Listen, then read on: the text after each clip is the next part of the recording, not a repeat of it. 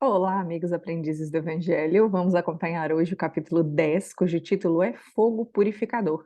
Como a gente ficou sabendo antes, a casa foi notificada de que passaria esse fogo, algo que a irmã Zenóbia compreendeu até como necessário, porque ela estava sentindo as vibrações do ambiente ficando cada vez piores. A gente vai ter um complemento dessa explicação do motivo pelo qual esse fogo passa. E lembramos que quando eles passaram pelo abismo, depois de ter atendido o padre Domênico, ela também fez um apelo para que aqueles sofredores se dispusessem à transformação íntima para serem recolhidos pela casa, avisando também que esse fogo iria passar e que eles iam precisar se mover dali de qualquer forma, mas que só seriam recebidos na casa quem estivesse sinceramente disposto a essa transformação. Então, na manhã seguinte de quando eles voltaram do abismo, 6 da manhã, o André descreve que já começa uma intensa movimentação na casa. Muitos auxiliares de casas que faziam um trabalho semelhante foram para ajudar. O André estava louco de ansiedade para saber mais detalhes, para entender melhor. E ele acompanhou o padre Hipólito, que começou a explicar para ele, ó, as instituições socorristas como esta podem alçar voos de grande alcance. Então, casa transitória de Fabiano, justamente por ela ser transitória, e ela era como se fosse uma casa voadora, uma casa que pudesse se deslocar de localidade a depender das circunstâncias, como a gente vai acompanhar agora. E aí ele continua explicando. Permanecemos, porém, noutros domínios vibratórios e não podemos ter grandes surpresas. A casa não pode simplesmente se deslocar facilmente, como seria se estivesse numa região elevada. Então, uma colônia que opta por mudar de lugar, caso fosse uma construção desse tipo, né? Uma casa, uma colônia com intenção de se deslocar. Só que a gente sabe que é uma casa de socorro localizada em uma região de sofrimento, uma região sufocada por pensamentos extremamente inferiores. Então ele completa: as leis da matéria densa, nossas velhas conhecidas da crosta planetária, não são as que presidem os fenômenos da matéria quintessenciada que nos serve de base às manifestações também transitórias. Bom, a gente aprende no Livro dos Espíritos que a lei de Deus é única e rege todos os mundos. Mas a forma como a lei da física, por exemplo, se manifesta aqui na carne com a matéria que nós temos é diferente da que se manifesta com uma matéria quintessenciada, que é, por exemplo, o tipo de matéria que forma o nosso perispírito, que inclusive a gente não consegue nem ver. E ainda os médiums que conseguem ver os espíritos se manifestando por meio do perispírito, que é o corpo espiritual, ainda assim não veem da mesma forma que os desencarnados. Os médiums, inclusive, entre eles, observam de forma diferente. Então, cada um tem uma percepção de acordo com o que é necessário que seja visto. Isso quer dizer que a gente ainda está muito aquém de conhecer como se dá as leis da física no mundo espiritual. A gente está bem distante. Continua o Padre Hipólito explicando. Nos círculos carnais, nós somos prisioneiros do campo sensorial, ou seja, nós estamos limitados aos nossos pobres 5 sentidos. Podemos dizer que os médiums exploram o sexto sentido, né, que é uma visão de algo além dos 5 sentidos do mundo espiritual, mas ainda assim é uma limitação. E olha só, ele diz que a gente conhece apenas 1/8 do que se passa no plano em que a gente está. Olha só, o homem comum apenas conhece, por enquanto, 1/8 parte do plano onde passa a existência.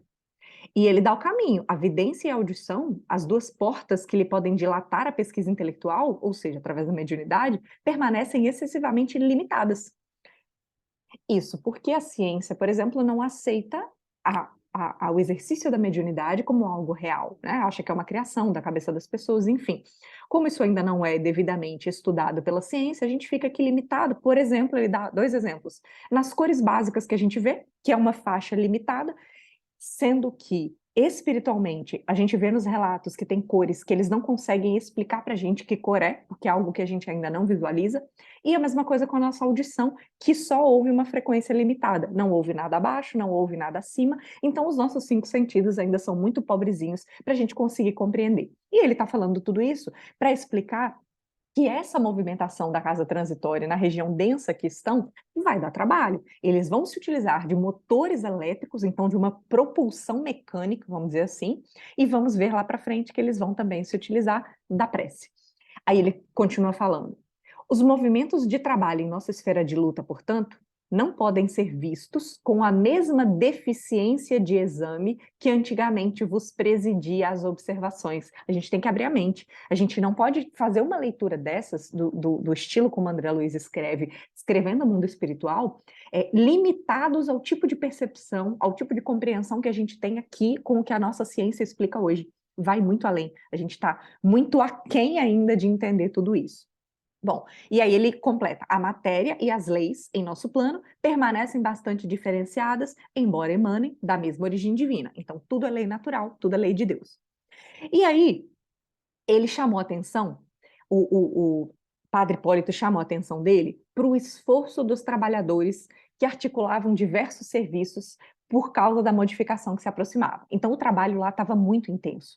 Ele destaca que a utilização dos recursos era sacrificial devido à densidade daquela região, então tudo era mais difícil, tudo era mais complicado de fazer, e até por isso vieram auxiliares de casas semelhantes para ajudar, e todo o pessoal que trabalhava na casa foi destinado à responsabilidade do processo de movimentação da casa. Porém, aqueles que estavam ali transitoriamente na casa, como o André, o Jerônimo, a Luciana, o Padre Hipólito e outros que estavam ali de passagem, foram convidados a colaborar nos processos de defesa do ambiente. Aí ele explica: a irmã Zenóbia, através de Jerônimo, nos pediu colaboração nas defesas magnéticas. E essas faixas de defesa, para a gente visualizar, o André descreve aqui, não eram como as nossas muralhas das fortificações da terra, verticais. Não, elas eram horizontais e eram formadas de substância escura que emitiam forças elétricas de expulsão num raio de aproximadamente 5 metros, circulando toda a casa. A ideia era que, com que essa emissão eletromagnética ou magnética, deixa eu ver aqui, ele está falando força elétrica, então, com essa energia elétrica despendida, a ideia era afastar aqueles que não deveriam penetrar naquele ambiente.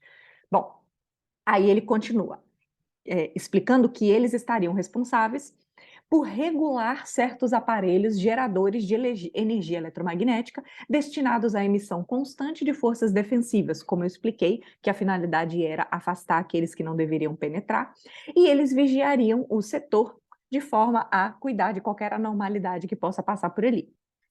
E aí, explicaram para ele: vocês têm a obrigação de receber todos os sofredores que se apresentarem renovados.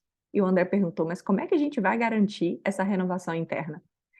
Esses, diz o assistente, apresentarão círculos luminosos característicos em torno de si mesmos. Ao invés de aparentar manchas negras, aparentariam luz. E aí o André conclui que é algo extremamente importante para a gente.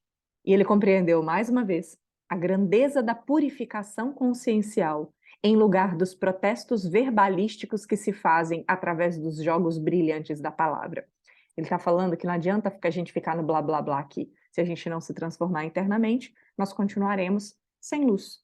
Nós continuaremos sem ingresso a regiões de elevação.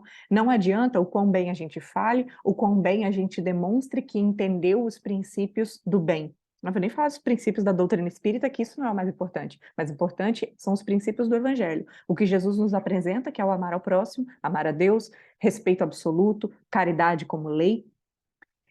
Não adianta eu falar se eu não aplicar na minha vida. Se eu não aplicar, essas palavras vão ser praticamente inúteis. Vão me dar alguns benefícios, mas não são o que vão acender a chama verdadeira que flui no nosso coração, essa chama divina que a gente carrega e que nos dá ingresso às regiões elevadas. Então, lá, para ter ingresso na casa transitória de Fabiano, era necessário ter deixado essa luzinha fluir e isso ia ser perceptível no corpo espiritual desses espíritos sofredores. Bom, e aí, estavam lá tranquilos, entregues ao trabalho, que foi designado para eles, quando indescritível choque atmosférico abalou o escuro céu. E o André deu aquela primeira assustada. Ele descreve que não era bem o relâmpago conhecido por nós, quando tem a tempestade, diz ele, porquanto as descargas elétricas da natureza sobre o chão denso são menos precisas no que se refere à orientação técnica de ordem invisível. Observava-se ali o contrário, a tormenta de fogo ia começar metódica e mecanicamente. Então, veja só, a tempestade aqui, que tem as descargas elétricas, né, que a gente vê como raios, a gente chama de relâmpagos, Elas são um efeito da natureza, razoavelmente como uma consequência do acúmulo lá de chuva e tudo mais. A diferença de potencial que existe, que se torna muito alta, e aí acaba havendo essa descarga.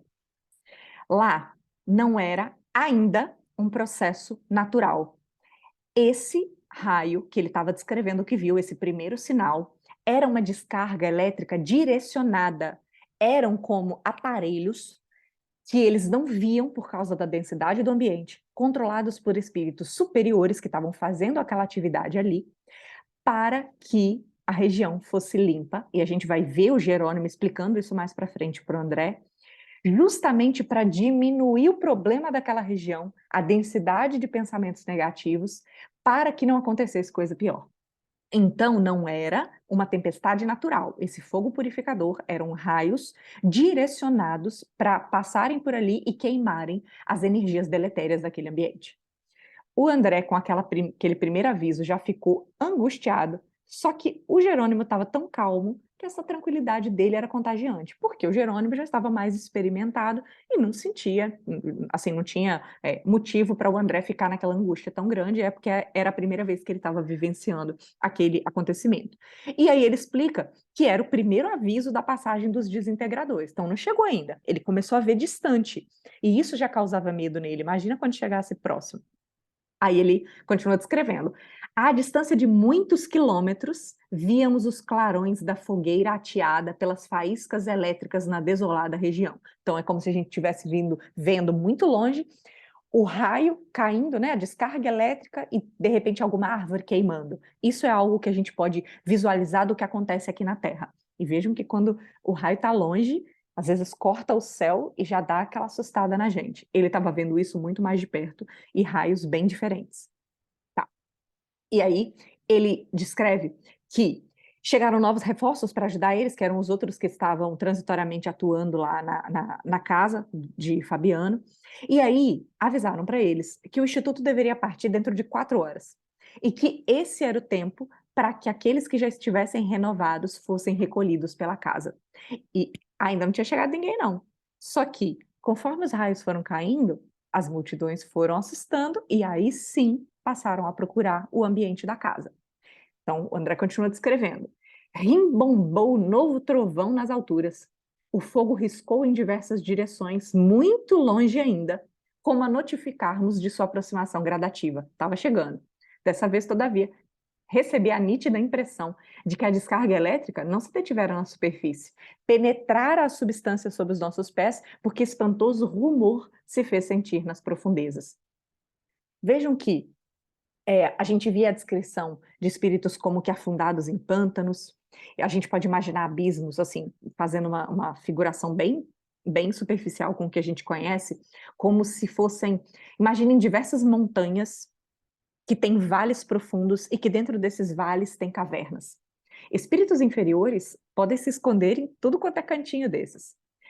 Esse fogo vai forçar com que esses espíritos saiam dali. É uma força de movimentação, tanto para fazer com que eles tenham um choque assim de realidade, quanto para limpar aquele ambiente que já estava assim insuportavelmente denso, mesmo para aqueles inferiores que estavam ali. Então, assim, a gente tem o livre-arbítrio, né?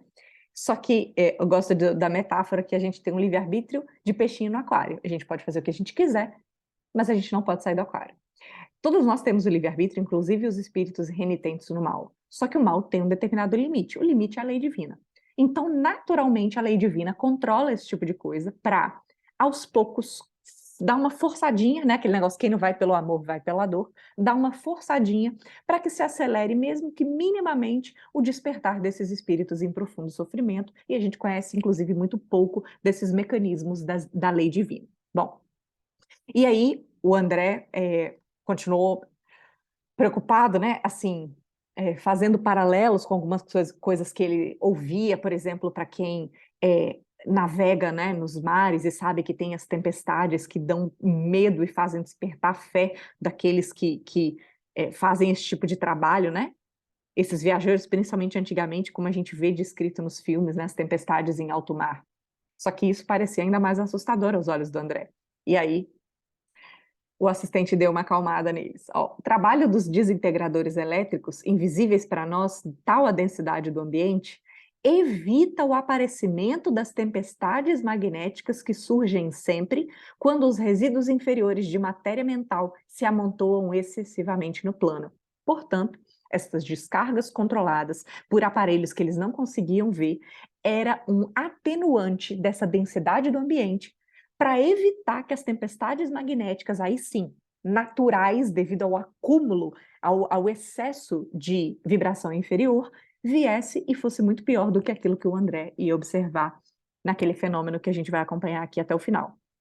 Bom, o Jerônimo estava então tentando sossegar o coraçãozinho do André e o André começa a descrever que, depois daquele segundo estampido, então depois daquele raio que passou cortando o céu, vendo fogo passando, a casa transitória de Fabiano entrou em fase anormal de trabalho. Ou seja, tudo que eles estavam fazendo, que já era uma intensa movimentação, aumentou ainda mais. O pessoal começou a trabalhar com maior intensidade e não era por acaso.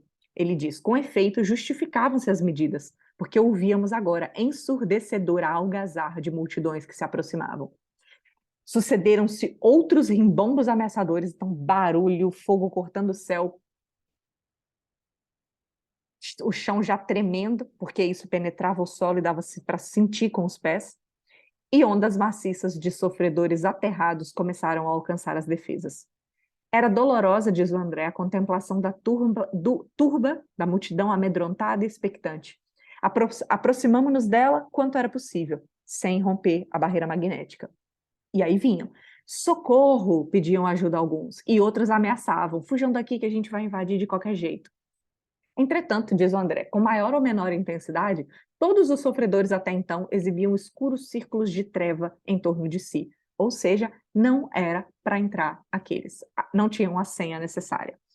Um deles chegou mais perto e o André identificou, não havia qualquer dúvida, era o verdugo que provocara nele tanta revolta íntima na véspera, que a gente viu provocando com palavras cruéis e o André quase perdeu a calma, quase perdeu a paciência. E esse mesmo verdugo que estava lá falando coisas tão ásperas se ajoelhou para dizer: tende piedade de mim, as fogueiras ameaçam-me, penitencio-me, eu fui pecador, mas espero contar com vosso auxílio para reabilitar-me. Diz o André que essas rogativas sensibilizariam quem não tivesse preparado para aquilo. Mas prevenidos quanto à necessidade de ter a iluminação para entrar, eles não tinham nada a fazer. Dava para ver que ele era cercado por um manto de trevas. A Luciana se aproximou e começou a descrever como é horrível a atividade mental desse pobre irmão. Ela fez mais algumas observações, ia falar mais alguma coisa, mas um olhar do chefe fez com que ela ficasse calada e voltasse humilde para o trabalho, que aquela não era a hora de ficar ascultando a alma do ser, não era o momento. Vejam que a gente recebe bronquinhas do mundo espiritual também quando a gente não faz o que tem que fazer. Aumentavam as fogueiras, descreve o André, em direções diversas, e raios fulgurantes eram metodicamente despejados do céu. Vasta dose de paciência era despendida por eles para conter a multidão furiosa. Impressionava o André as formas monstruosas e miseráveis a se arrastarem vestidas de sombra, quando então começaram a chegar entidades aureoladas de luz. Eu vou ler alguns trechos aqui na íntegra porque são magníficos. Dando a perceber que desejavam isolar a mente das centenas de revoltados que ali se congregavam em ativo movimento de insurreição, de revolta, contemplavam o alto e cantavam hinos de referência ao Senhor, apesar desses hinos serem abafados pela algazarra da multidão. Reparava, diz o André, que se esforçavam por manter o pensamento alheio às objulgatórias dos maus, temendo talvez o interesse mental pelo que emitiam, circunstância criadora de novos laços magnéticos favoráveis à dominação dos verdugos. Olha que negócio lindo que ele está falando aqui. Começaram a chegar aqueles que estavam dispostos à transformação. Já dava para ver a luz.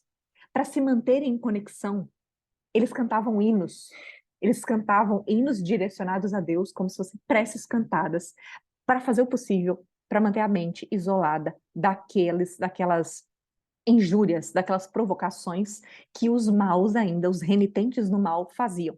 Por quê? Se eles desviassem a atenção e sintonizassem, eles voltavam àqueles sentimentos que eles têm, porque eles não são perfeitos, eles têm lá as suas deficiências.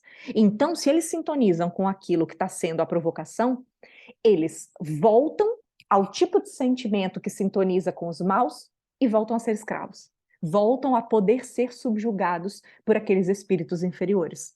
Contudo, se eles mudam a vibração, eles se colocam acima e não conseguem ser então escravizados. Entenderam como funciona a lei divina? Que quando a Zenóbia passou e deixou que eles ainda ficassem lá, é porque eles não estavam com a necessária transformação para conseguir se libertar daquilo? Agora, por esforço deles, eles estavam se libertando. Olha que lindo que o André vai descrever.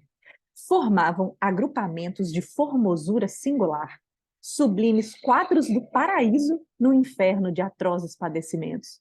Vinham, de mãos dadas, como a permutar energias, a fim de que se lhes aumentasse a força para a salvação no minuto supremo da batalha que mantinham talvez desde muito antes. Então, às vezes eles estavam tentando aquilo antes, mas não tinham forças, aí eles se deram as mãos e nessa troca magnética ganharam mais força. E esse processo de troca instintiva de valores magnéticos infundia-lhes prodigiosa renovação do poder, porque eles levitavam, passando por cima daquela turba bagunceira. Emolduravam-lhes a fronte belos círculos de luz com brilho mais ou menos uniforme. Elas cantavam, enquanto os tipos de semblante sinistro lhes dirigiam insultos, eles passavam por cima e cantavam hosanas ao Cristo, entoando louvores que de certo lembravam os júbilos dos primeiros cristãos, perseguidos e flagelados nos circos, quando se retiravam sob os apupos de espectadores perversos. Para quem já teve a oportunidade de ler os livros do Emmanuel, os romances do Emmanuel, há 2000 anos, 50 anos depois, Ave Cristo, lá na Roma Antiga, quando os cristãos eram perseguidos, eram jogados às feras, a literatura espírita descreve o quanto eles se uniam para ir se entregar aos verdugos, né? Se entregar aos açoites, às feras, cantando. Era uma forma de se elevarem acima daquele sofrimento pelo qual iam passar. E, inclusive, é relatado, né, nesses livros que quando eles realmente estavam nessa sintonia que a canção inspirava, aí, na primeira mordida do leão, o espírito já tinha se desligado do corpo, eles não passavam nem por aquele sofrimento. Que bonito, né? Estamos vendo aqui uma reprodução disso, com espíritos em extremo sofrimento, espíritos sofredores, ainda inferiores, mas com a disposição de mudar, sendo recolhidos, então, pela casa, diz o André. Mas, para se acolherem no asilo de Fabiano, eles precisavam pousar rente a eles, que abriam-lhes passagem. E aí, eles tinham que desfazer a mão, eles tinham que tirar a mão um do outro para poderem entrar efetivamente. E aí diz ele, como eles mantinham-se de mãos separadas, esses recém-chegados, em sua maioria, tombavam enfraquecidos após prolongado esforço logo aos primeiros passos na região interna da casa transitória. Semelhavam-se assim às aves esgotadas em laboriosa excursão depois de atingirem o objetivo que as fizera afrontar distâncias e tormentas. Que lindo! Lindo não por eles estarem enfraquecidos, mas lindo por terem conseguido chegar. E tudo era muito previsto, porque chegaram enfermeiros e macas e os socorros eram providenciados imediatamente. Ou seja, sim, aqueles que conseguiram chegar até a porta, e eram muitos, foram recolhidos e estavam sendo cuidados. E nisso foram 4 difíceis horas.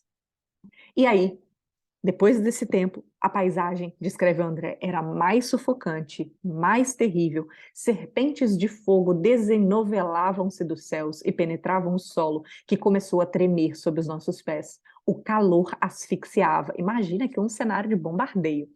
Eu fiquei imaginando, né? E aí, o André confessa que ele só esperava o sinal para poder entrar na casa, que ele já estava assim angustiado demais por ficar ali naquela situação. E aí diz ele, quando tudo fazia supor que não havia nas vizinhanças entidades em condições de serem socorridas, soou o, o aviso de que eles poderiam entrar na casa. Aí diz o André. Enfim, suspirei aliviado.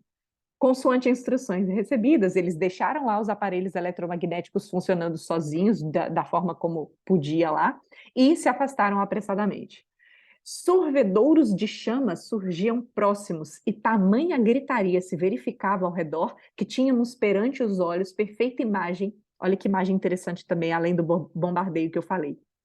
Como se fosse vasta floresta incendiada a desalojar feras e monstros de furnas desconhecidas. Ou seja, no exemplo que eu falei das cavernas profundas, obrigava esses seres a se deslocarem dessas furnas que eles ficavam escondidos. Interessante, né? E aí todos então entraram e eles escutavam o ruído leve dos motores, porque a casa ia começar a se mover. E o André ficou inquieto, por que que essa casa não levanta voo logo? Estou ansioso. Só que dentro da casa, diz o André, reinava absoluta ordem, apesar do ritmo apressado do trabalho. Então todo mundo tinha sua função, todo mundo estava em trabalho ativo, apressado, porém não desequilibrado. Todo mundo sabia o que devia fazer e estava tudo sob controle. Só o André mesmo estava ali inexperiente, estava angustiado.